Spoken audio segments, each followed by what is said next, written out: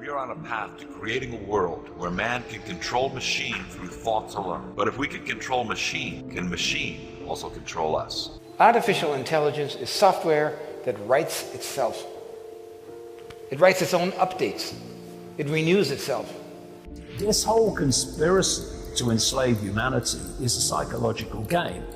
You're not going to sell a tyranny by telling people it's a tyranny. Normally tend to think of software as stuff that we created and that we wrote, and the machines do what we tell them to do and we own it. This is not any longer true. It writes itself at speeds that we can hardly comprehend. The overall effect of this technology is one that can control the mood, the attitudes, the thoughts, the feelings, the emotions, and thus the motivations and then the actions of the target. And people who write it know that you can't take it apart again and figure out what it's done. It writes independently, autonomously. It develops its own way of thinking. And there are dangers associated with it. It is a highly illegal program. It is being abused by people who have no regard for the welfare of those people who are being experimented upon. They're evil in a way that I cannot understand and I do not want to understand. So a lot of people ask, when is it going to happen? When is artificial intelligence going to be smarter than us people? Some people say 50 years. Some say 30 years. Some say 5 years. I say it already has surpassed us in many areas of our society. All day, every day, 24 hours a day, 7 days a week, 365 days a year. It is a highly sophisticated technology. It is one that produces literal and total and complete mind control over the targeted individual.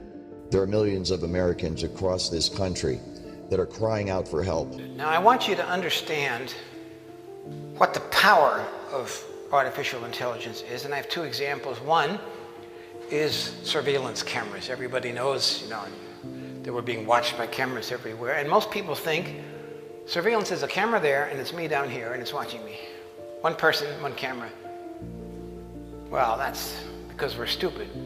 That's the way we comprehend the surveillance, one camera, one person. We can't comprehend it when it goes beyond that. The multiple systems can focus on isolating an individual, group, community, or large population by algorithm. The directed energy weapon attack system also employs phased array cellular tower antennas as biosensors, transmitters, and receivers, capable of operation from computerized portable systems as close as neighboring locations. Satellites link the sender and the receiver. The victim is remotely tied to this supercomputer, which uses physical and psychological trauma, torture, to map out and reverse engineer the sensory and neural pathways of the victim's brain and central nervous system. It's brutal, brutal torture, brutal torture. Unlike anything you can imagine, you can't negotiate with a computer. You can't compromise with a computer. You can't surrender to a computer. The computer will continue to do what it's programmed to do. Citizens can be selected at random for horrible targeting.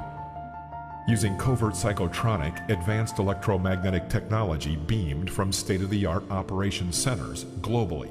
Could we all become robo-humans? Automated computers, supercomputer software programming will manipulate the emotions and the behavior and the thoughts of everybody in the United States of America, and it can all be done remotely. Those who seriously challenge the corrupt system by exposure face the mental illness tag.